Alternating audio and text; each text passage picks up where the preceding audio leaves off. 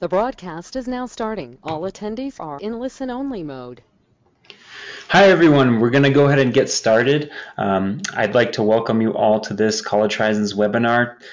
This time we're going to be talking about College Horizons 101, the subject for this webinar, which is some basic info for applicants or for parents and educators who are helping students apply to College Horizons and just figure out what our programs are all about. My name is Hilary Abe. I'm Mandan Hidatsa. I'm the coordinator of recruitment and alumni affairs for College Horizons. My info should be on the slide in front of you. If you have any questions during this webinar, after this webinar, I'm really happy to answer any of those. Feel free to give me an email or a call, and we'll be in touch with you about those. For this webinar, this is an overview of today's presentation. I'm going to go pretty quickly since we only have 30 minutes. There is about 10 minutes at the end, hopefully, that we'll have for a question and answer. On this webinar, we'll show you how to participate first, but then answer what is College Horizons for those of you who don't know. And then we'll go through how to apply for College Horizons. And then during the webinar, if you have any questions, please use the GoToWebinar chat. The question panel to enter those questions. At the very end, we'll do our best to answer as many of those as possible. If there are some that aren't answered, I will just respond to those over email so that you can be sure to have an answer to your question. So to participate on today's webinar, just FYI, this webinar is being recorded, so it will be available to view. I know a lot of folks who registered won't be able to make it for the live presentation, so this will be up on our YouTube channel afterwards.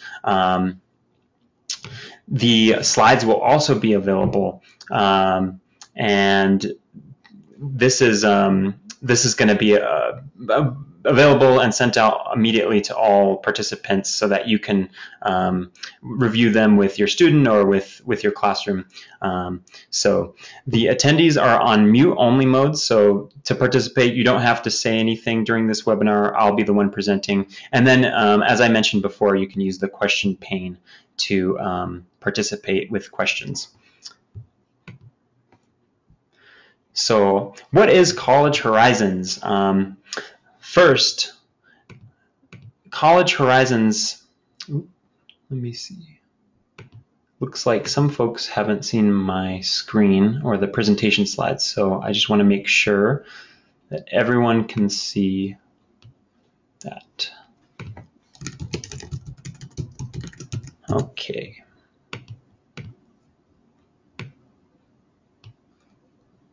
Okay, so College Horizons, we are a nonprofit organization. Our mission is to help facilitate the education of Native students and youth. So each summer we offer admissions workshops specifically for Native American, Alaska Native, and Native Hawaiian students. And our programs are held on different campuses each year. Every year a different campus or multiple campuses host us. So we offer two programs. One, on the left, you can see our College Horizons students. College Horizons is our summer workshop for high school Native American, Alaska Native, and Native Hawaiian students. It's for sophomores and juniors. That's when they apply. And then they come when they're rising juniors and seniors, right after their sophomore and junior year. Graduate Horizons is our program for pre-graduate and pre-professional school students. This is for college students and college graduates who are looking to apply to medical school, to business school, to law school, for a master's or a PhD program. This program is held every other year, and we just held one in 2014 at Cornell University, meaning our next program for this is going to be in 2016. But our basic goal is the same with both of these programs. It is to simplify and explain the admissions process for Native students. So one of the things that I want to talk to you about is the process of applying to college. And there are several steps. If you're a student, there are many things that you need to think about before even applying to the school that you want to apply to.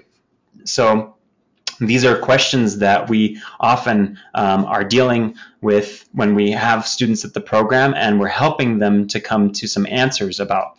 The first is, how do I pick a school to apply to? There are over 3,000 and maybe even 3,500 schools out there in the United States alone. So it's really a huge question. How do you go about choosing and selecting a school to apply to? How can my family pay for college? How can we afford college? College is an expensive endeavor, and it's an investment. And it's ultimately going to be something that you're going to have to figure out throughout the process. So what should I be doing now to prepare for college? That's an important question as well. Where can I be a competitive applicant? Not every school is the same.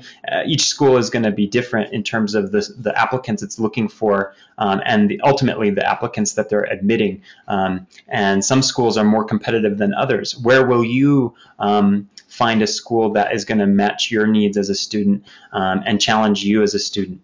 So what schools will care about my needs as a native student? This is something that our program specifically looks at with students.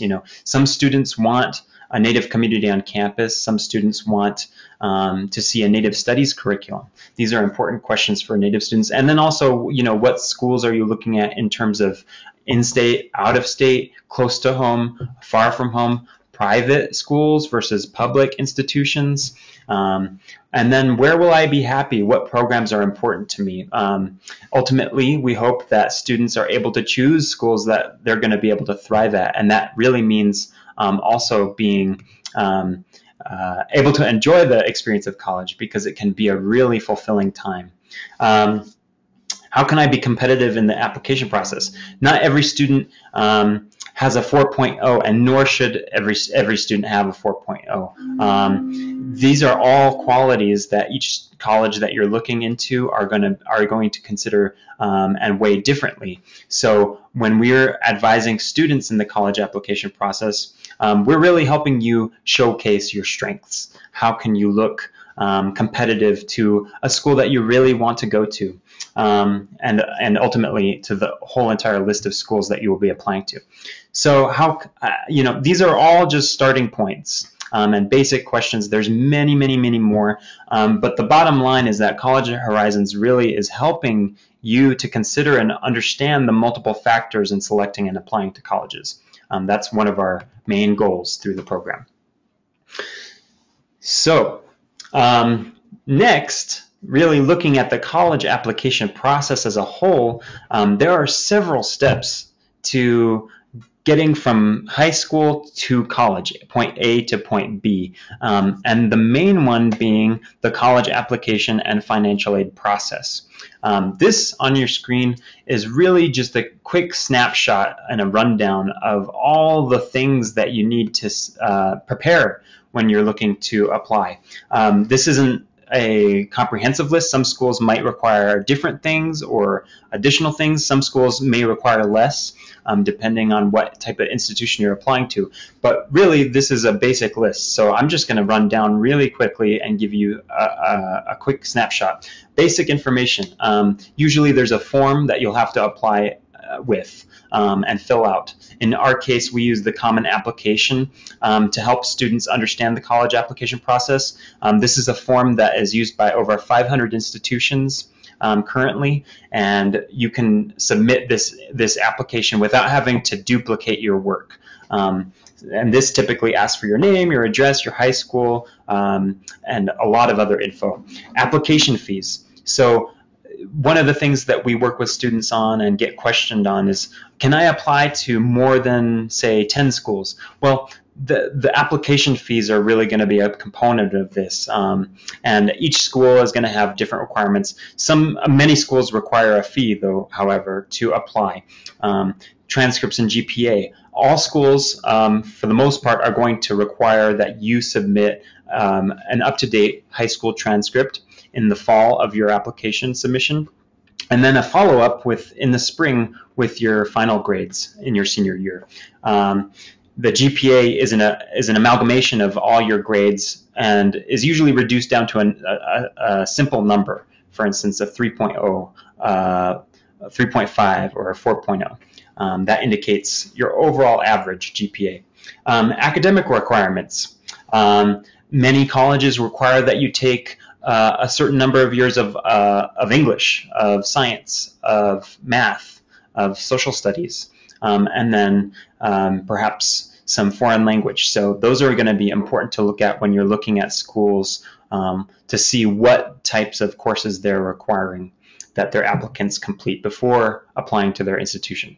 Extracurricular activities and accomplishments, listing those things out in a resume format or on the application itself, highlighting how you're an active student outside of school, an active learner outside of school in your community, and what responsibilities you have.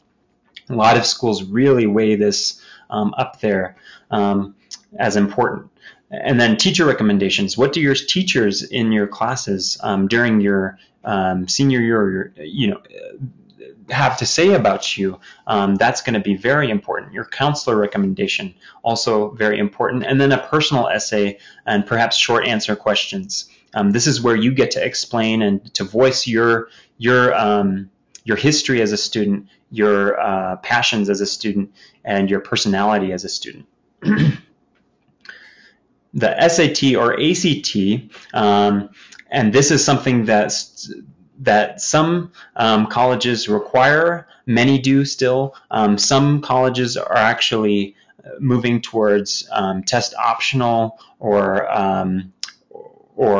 test flexible. So that's something you'll have to familiarize with the colleges that you're intending to apply to. The SAT-2 subject tests are also something that some institutions require. The free application for federal student aid, the FAFSA, that's a very basic financial aid form that is required by the vast majority of institutions out there, and that really helps determine whether or not you'll receive federal aid, and it can also help calculate on the college side how much financial aid they'll be able to give you depending on your income level or your family's income level. Supplemental questions or essays.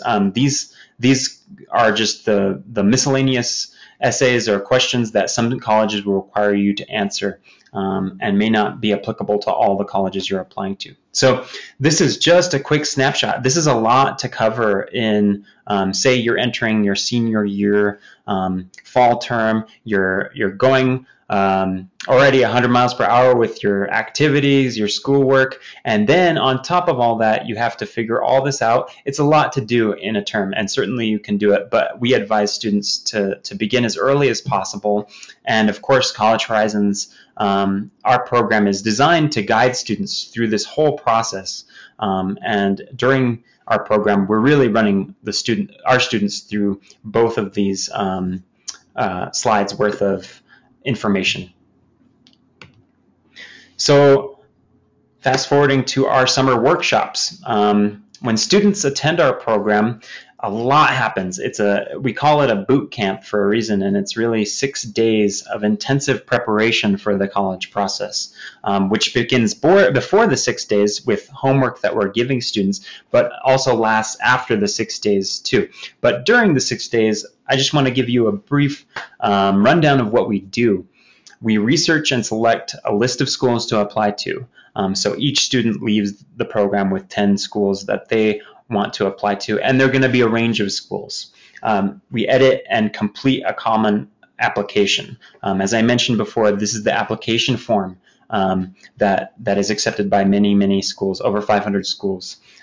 We instruct students on how to write the college essay, which is such a vital piece, as I mentioned before, but I can't emphasize how important this is in the college application process, because it really spells out who you are on your own terms, and can really be a fun opportunity for students, even though I know writing an essay doesn't initially maybe sound as much fun. It can be really a favorite process of many of the students that we work with. So receive test taking strategies. So this is important information for students who want to do well on the SAT or the ACT for certain schools that they're applying to. We have a test prep expert, Jay Rosner from the Princeton Review Foundation, who does an excellent rundown of a test prep plan, and then you leave with a test prep booklet for either the SAT or the ACT. Learning to navigate the financial aid process.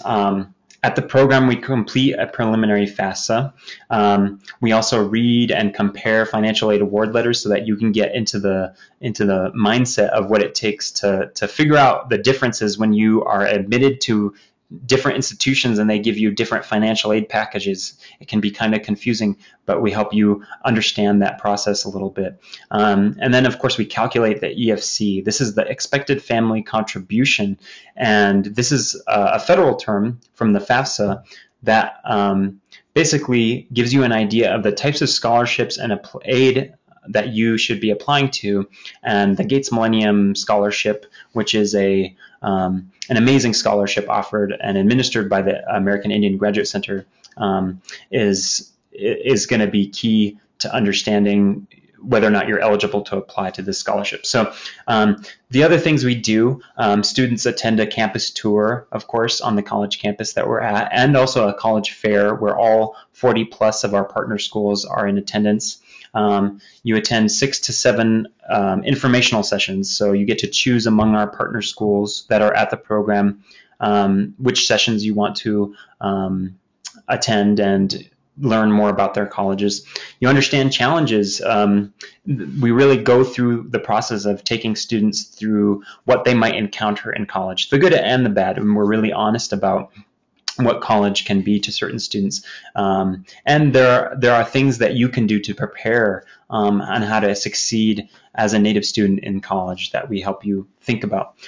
Developing relationships with college admission officers and counselors.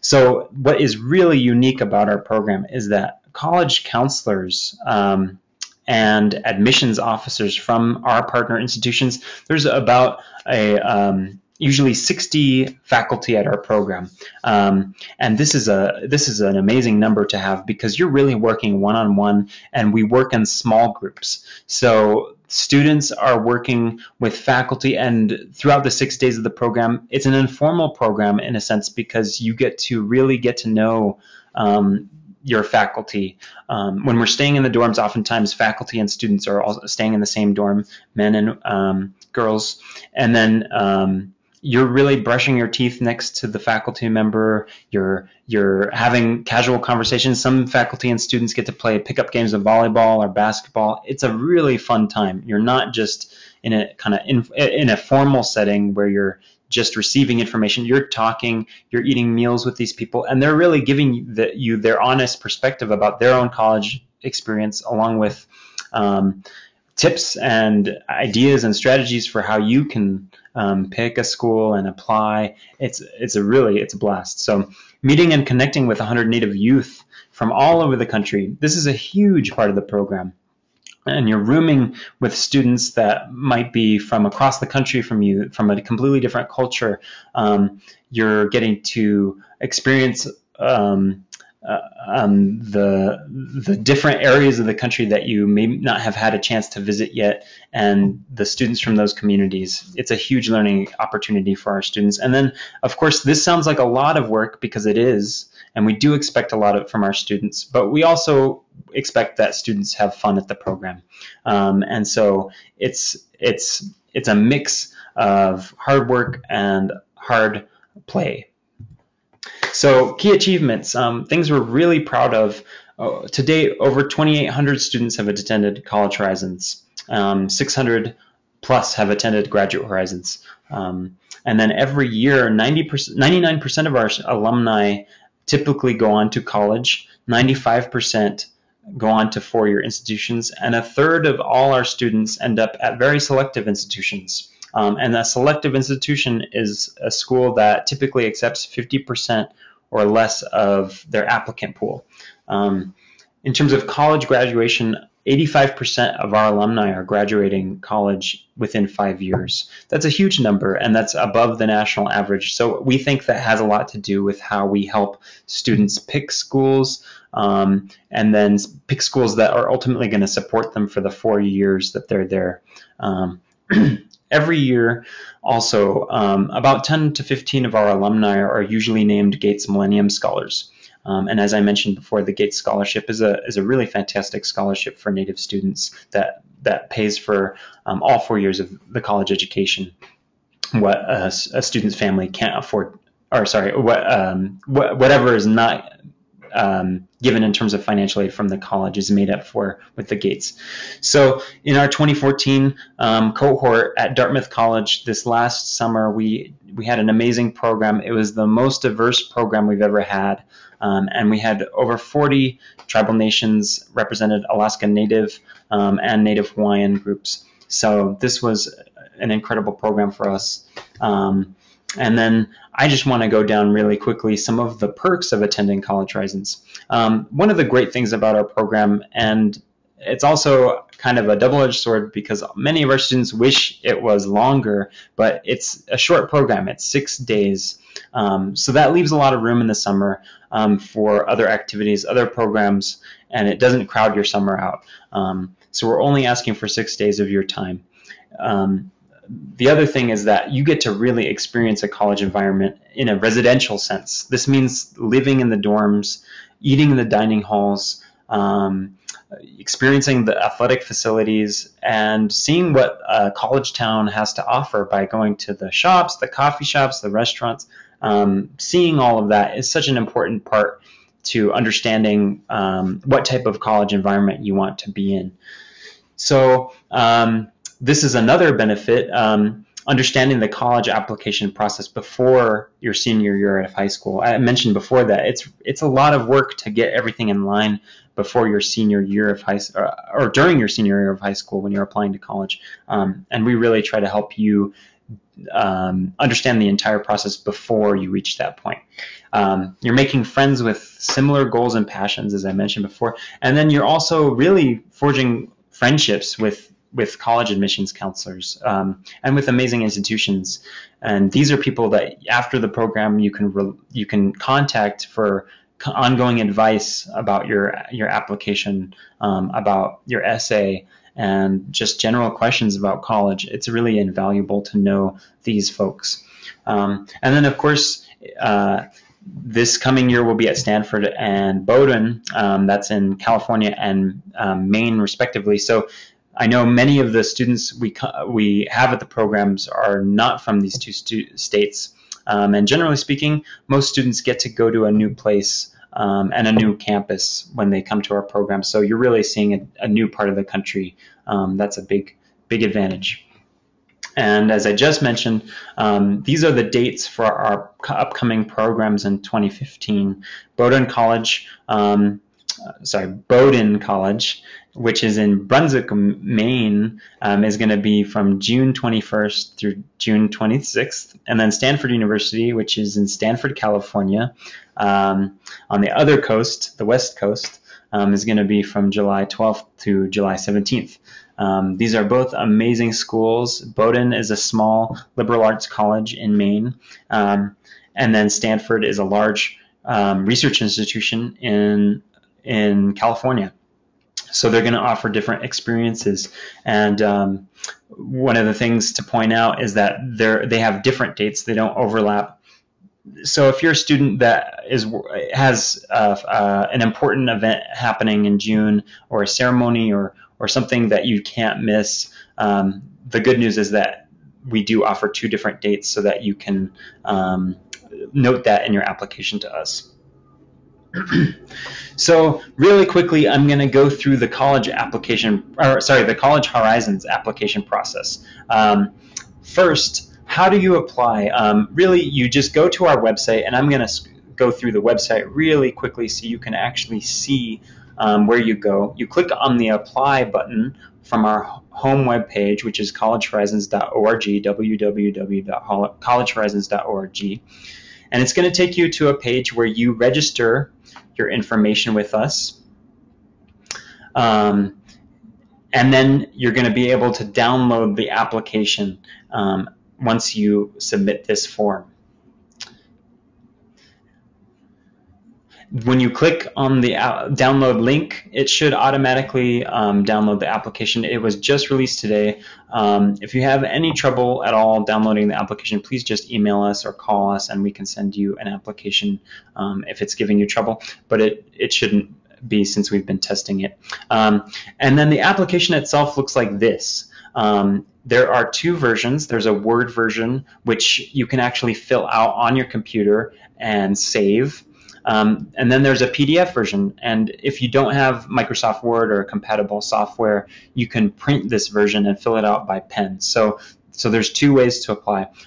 Both ways, you'll want to print out a hard copy at the very end once you complete it and submit it in one packet.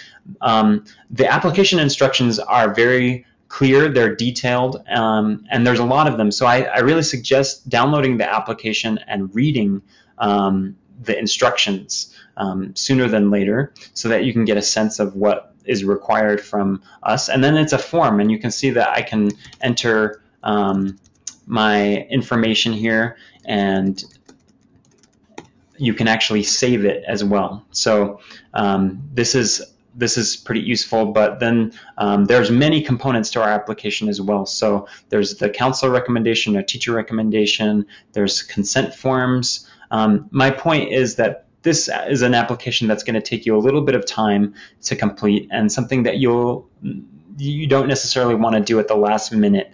But give us any questions. Feel free to send us any of those questions when you look at the actual application, and we'd be happy to answer them. So for program eligibility, each student that applies to College Horizons, to be eligible, you have to be an American Indian, Alaska Native, or Native Hawaiian student and provide the appropriate documentation. For Native students, that's a state or federally recognized tribe, and the documentation from that tribe. And then for Hawaiian students, that's ancestry documentation, such as required by Kamehameha schools or from the Ho'olu Hawaiian Data Center. So you must also be a 10th grader or 11th grader when you're submitting your application. You have to have a 3.0 GPA average in core academic courses, not electives, and you have to be a current or permanent resident of the United States. Unfortunately, due to space limitations, alumni aren't able to apply this year, something we regret to say, but we are excited to welcome students who have never experienced our program before. The cost of attendance. This year, the cost of our program has gone up. We hadn't experienced a rise in in attendance fee for 5 years. So just to be frank, it's because the cost of our program is high and because we need parents to help us pay. However, there's a lot of financial aid available, and every year we fundraise about $40,000 or more to administer to students for our programs. So scholarships are available for both the tuition and travel assistance so that students can come to our programs. And each year, about 50 to 60% of our students get financial aid. Financial aid is a part of the application for applying to financial aid for our program is included with the general application. So when you submit your complete application to College Horizons, you'll also automatically be considered for financial aid since we are requiring parents' financial information with the application, and we allocate that financial aid automatically when we let you know if you're admitted or not. So please note, though, that if a student is admitted and receives a travel scholarship, and then we end up buying that airfare, the airplane ticket with that scholarship, if the student decides to drop out after we've purchased that airfare, the family will then have to pay any cancellation fees or ticket costs. So really important to note, and make sure that if you're going to be attending the program, just to make sure that you can before we purchase that. So things to remember when applying for students and parents. We need up-to-date email addresses. That's really important so that we can contact you and communicate with you, and then also buy the airplane tickets with you after if you're admitted to the program. So incomplete applications will be considered late. So if you've submitted an incomplete application by the deadline, unfortunately, we won't consider that application complete because we'll need all the components in order to make a decision on whether or not you're admitted. So as I mentioned before, mail all the application requirements in one packet, and that's because on our end, when we're receiving the application, we don't want to get anything lost. We want to have everything there, and then keep an application for your own records. If your application is lost in the mail on the way to us, this is very rare, but it will protect you because then you can just send us a copy of what you had initially sent us. As always, you can contact us before the deadline if you have any questions. And then the CH application intentionally mirrors the college application. So if you've completed the College Horizons application, you already have a good sense for what the college application is going to entail. And that's intentional because we want you to become familiar and comfortable with this process. What types of students do we look for at our program? Well, our selection process is both comprehensive and objective. That means that we're looking at all the things that you're required to submit. We're looking at your academic achievement, your letters of recommendation, and that really means what kind of student you are, what kind of person you are, what is your character like, have you overcome hardships, what are your notable achievements, how are you involved in your native community. These are all things that are important to us. Your attendance is important. We see on your counselor report how many absences or tardies you've had. We also see, we ask you to list your extracurricular obligations. That's really important to us. And then, of course, your native cultural and community involvement, where you're coming from. And most importantly, it's really about your story. And Carmen likes to use the word ohana to describe where you come from a little bit. So in 2015, that's going to be a competitive year, but what we did have last year was a limited number of seats with 100. This year we have 200 seats because we have 2 programs, and each program can accommodate 100 students. So it really depends on how many applications we receive. A lot of times we'll receive over 300, over 400. It really depends on the year. So just to know, it is competitive, but that means that doesn't mean that a student with just a 4.0 or just the 4.0 students are going to be admitted. We have a range of students, and it really speaks volumes when you spend time on your application and give us all the details about who you are and where you're coming from, because we're looking for diversity in our own program. Deadline specific. Students who apply on time are reviewed before and receive priority over late applicants. This is huge. Submitting by the deadline is going to help boost your application in terms of we're rewarding students who are applying by the deadline, because when you're applying to college, the deadline is really important as well. This year, only 200 seats are available, as I mentioned. Dates and deadlines. Please apply. When you're applying, postmark your application by February 4th. That means that it will be considered on time. All that means is that you need to submit that packet to the post office on February 4th.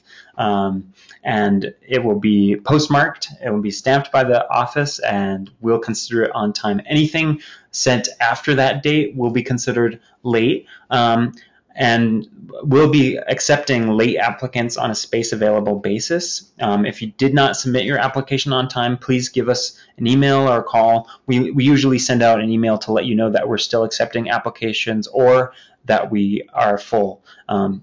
So before you go through the trouble of filling out your entire application, just check with us, and we're really happy to let you know if we're full or not. Other important dates, just a quick rundown. Early March is when decision letters are mailed and emailed out, so that we notify you if you're admitted or not to the program. March 15th is the deadline for students to confirm whether or not they will attend our program and to pay the balance of our tuition. And then April 15th is the deadline for purchasing airline tickets. and that's when we have students and families make sure that they get their transportation in line by that date. April 15th is also the deadline to withdraw, and students will receive a refund of their deposit only if student takes their place. That's if they've already given us the deposit and told us that they were going to be coming. So tips for students really quickly. Remember, we need you to complete the application, not your parent. So in some rare instances, we've had parents complete the application for the student, and we've had to send those back and have the student complete that. Answer the short answer and essay questions thoughtfully. So that's something we really take into account. And I'll tell you, the more a student is able to articulate their personality and their character and their own voice through the essay, it really speaks volumes in our application process. So spend some good time on that. Also, spend a good amount of time on the application. Winter break is a good time. Thanksgiving break is a good time.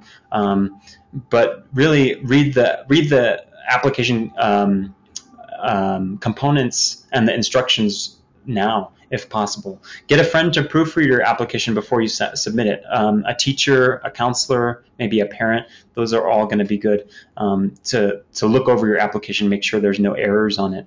And then don't wait. You don't have to wait until the deadline in February to submit the application. The sooner the better. We do require that you have your fall term grades, so you will have to have those before you submit it. But if you get it done in January, that's even better. However, as long as you submit it by the deadline, you'll be considered the same along with everybody who submits it by the deadline. And then don't wait to get your tribal enrollment or Hawaiian enrollment documentation. Just get that out of the way and make sure that you have that. And then on the application in general, help us understand who you are and where you come from. What is it like where you grew up? What do you like to do and learn about? Who are your family and what are your cultural commitments? And then do you have any special responsibilities at home or in the community? Do you have to babysit your little siblings or nephews and nieces at home? Or are you do you have big responsibilities in your community? Those are all important things. Some quick tips for teachers. Help us contextualize your school. If you don't have a school profile, we encourage you to create one just so that we can get a sense of the size, the rigor, your resources at the school you work at, and then colleges will really appreciate this information as well. Get students to take the Aspire or the PSAT as 10th graders, and then the official SAT or ACT as 11th graders in the spring semester. And then please emphasize how your student differs from other students at your school. Providing more information than what's on the transcripts is really helpful. And then also information that helps us understand where a student's coming from, what their goals are, and what their motivations and positive qualities are.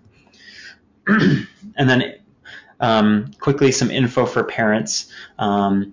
Again, please have your contact info be as up-to-date as possible and prepare tax information as early as you can after January 1st so that it can be submitted along with the application. And then really quickly, the application fee and deposit breakdown is right there for you. The application fee is $20. That's the non-refundable fee. And then the deposit is $100. So a check for $120 can be submitted with the application, and that will cover both the fee and the deposit. The deposit is entirely refundable if a student is not accepted, or if they're accepted and they don't choose to come to the program, we will refund that to you. And then just to cover this question really quickly, why do all parents have to submit tax info? So again, the college application process mirrors the college application process, and we ask for financial aid financial info from parents because we administer aid automatically to students who qualify. And then many parents think that they don't or they won't qualify for financial aid, and you don't have to be on welfare assistance to qualify for our financial aid. A lot of times families that don't realize that they qualify will get financial aid in the end. And then we also want to really expose you and your parents to the the college financial aid process, and taxes are the primary tool used to generate a FAFSA. The EFC is determined also to basically what students can apply for certain scholarships. As I mentioned before, the Gates Millennium Scholarship is one of those scholarships that will one of the eligibility requirements is your EFC if it's a certain number or below. Tax information isn't used in the selection process, so that shouldn't be a concern. And all tax information is returned to the family as well. Please redact all Social Security numbers from the tax information. And then, we ask this a lot, whether or not the student's family is married, if the parents live with both, or if the students live with both parents, but they're never married, single parents. All those unique family circumstances could affect our financial aid qualification. And then we also, the student's financial situation at home can really help us counsel our students on whether or not they need to be applying to merit-based aid or need-based scholarships, and which schools to apply to, etc. Okay, and this is some really quick info on which parents' tax info to submit. So if parents are married, submit joint tax forms. If parents or guardians are divorced or separated, submit both if possible. But at very least, we need the custodial parent, which is the parent that students reside with for 50%, over 50% of the time. And then if a student is not living with a parent but is living with a relative who is not the legal guardian, submit tax info of the person whom the student lives with over 50% of the time. And then, of course, numbers don't say it all. Please explain any financial hardships or changes in income you've experienced over the last year. We ask for this info on the application, and all of this info is also going to be detailed on the application. So after being admitted, what's next? We really guide students through the process. Students will confirm that they can come to the program, we'll make the tuition payment or accept our scholarship, then we'll book the airfare, and then students will really receive a packet of homework instructions and be required to complete a few things for us before the program, the ACT or SAT practice test, and then a draft college essay, a FAFSA, a self-assessment survey, which is really where you start considering what types of colleges you want to apply to, and then a draft of the Common App. Parents and students will be able to log onto a website that we create specifically for each of our programs, and that will kind of also include details about each campus and what you need to bring for the program, etc. And so now we're running out of time. I'm going to answer a couple questions, and I see a few in the chat box. But if you have any questions and you'd like me to answer them over email, please feel free to give me a quick email. I'd be really happy to do that. So I'm going to look at these really quickly. And the first question is, if the student applied last year, do they still use this process? Yes. Please have that student apply with the same application, and we really do value when students are looking at our program again, but we do require that they submit a fresh application. Okay, and then do the youth have to be enrolled in a tribe? What if the youth's parents are enrolled, but the tribe requires 1/4 blood quantum and the youth is ineligible? That's a great question. We go by the tribe. So if a tribe basically we don't determine the eligibility for a student. We don't determine who is a Native person or not. We go by the tribe, and if they have an enrollment qualification, the student has to be enrolled to apply to our program. The exception is if they have a descendancy status, that they'll write you a letter and basically dictate that the student is a descendant of these persons, and they have descendant status from us. So we have to have something from the tribe that determines this eligibility. And then the last question I see, One of them is, I am worried I can't pay for the total tuition and round-trip airfare.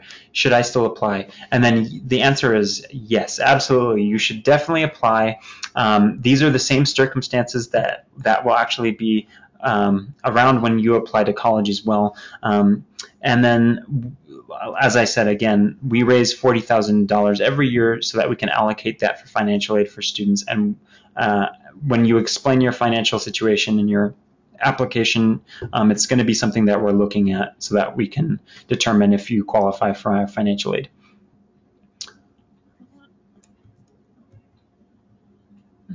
And then how much are grades considered in the acceptance process? Grades, we can't lie, it's a huge part of the application process. Grades are a very important piece, but they are just one piece. So as long as a student is at that 3.0 GPA or above in their core academic classes, then we're really going to look at all the other factors. Are they an active participant outside of school in extracurricular activities? Are they getting really good or good teacher recommendations and counselors? What are they saying about the student? And is a student doing well in certain classes that they're really interested in? What is the reason that they're not doing well in other classes? Those are all things that we're asking the student to explain.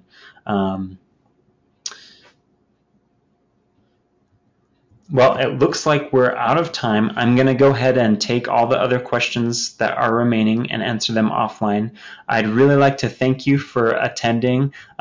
Please be in touch. Again, if you do have any other questions, we have, of course, our website, which details all this information, but we're also on Facebook and Twitter, so please visit us there as well if you'd like more info or just info about the various opportunities we broadcast on social media.